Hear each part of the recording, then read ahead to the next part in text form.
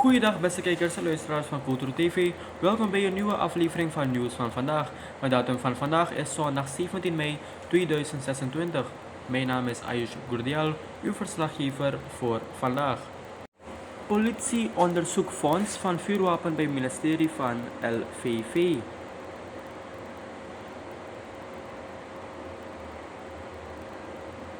Voor de ingang van het ministerie van Landbouw, Veeteelt en Visserij aan de Letitia Friesland is vandaag een vuurwapen aangetroffen. De politie heeft de zaak in onderzoek.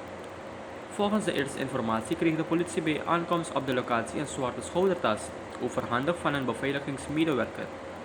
In de tas troffen de agenten onder meer een ID-kaart, sleutels en een vuistvuurwapen van het merk SIG Sauer aan.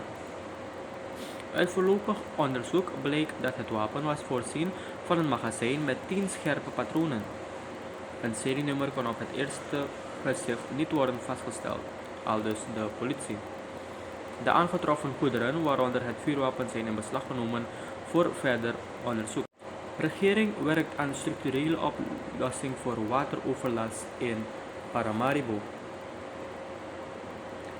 President Jennifer Simons heeft aangekondigd dat de regering naast directe hulpverlening ook werkt aan een langetermijnplan om de aanhoudende wateroverlast in Paramaribo structureel aan te pakken.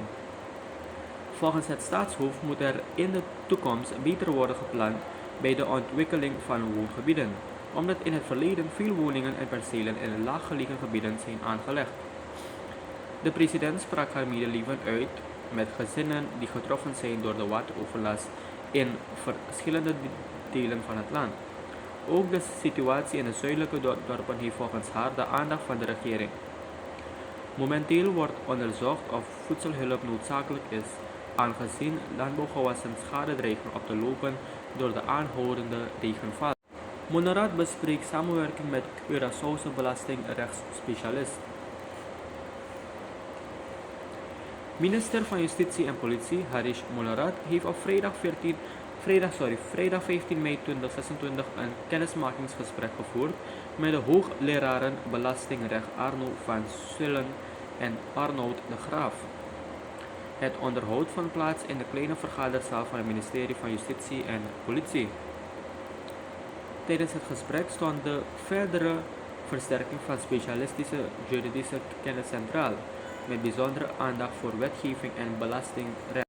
Minister Mullarad gaf aan dat binnen het ministerie behoefte bestaat aan extra deskundigheid op deze gebieden en sprak daarom met de delegatie over de BOG start bespuitingscampagne tegen chikungunya in Blauwgrond.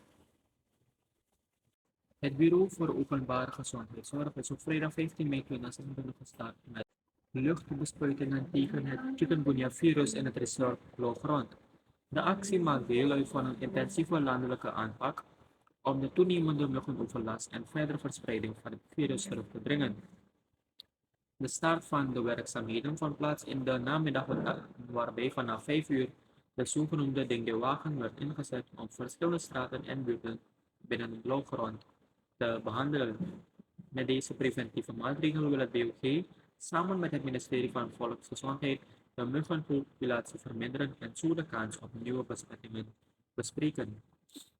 De bespuitingscampagne wordt uitgevoerd door speciaal getrainde teams en richt zich op gebieden waar de muggen zich snel kunnen voortplanten. Commissie buigt zich over de SPSB-kwestie en verzoekt PG tot in staat van beschuldiging.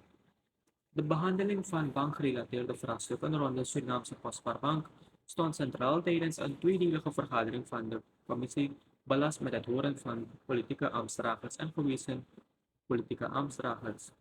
De bespreking vond plaats in het kader van het verzoek van de procureur-generaal om de 3 voormalige ministers in staat van beschuldiging te stellen.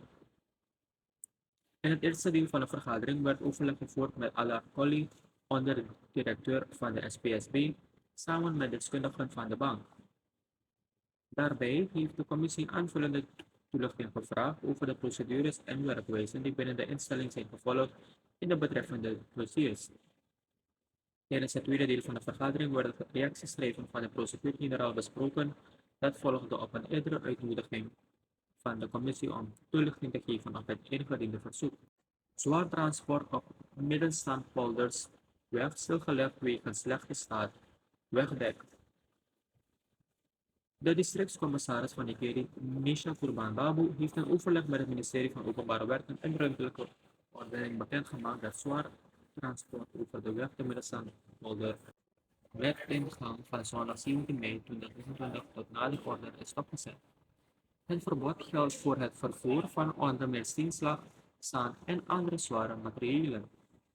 De maatregel is genomen vanwege de sterk verslechterde staat van de weg, die op meerdere plaatsen onbegaanbaar is geworden. Aanleiding voor de beslissing is dat voertuigen de afgelopen dagen regelmatig vastkwamen te zitten in het gebied, waardoor de veiligheid in het gedrang kwam en verdere schade aan het wegdek dreigde te ontstaan.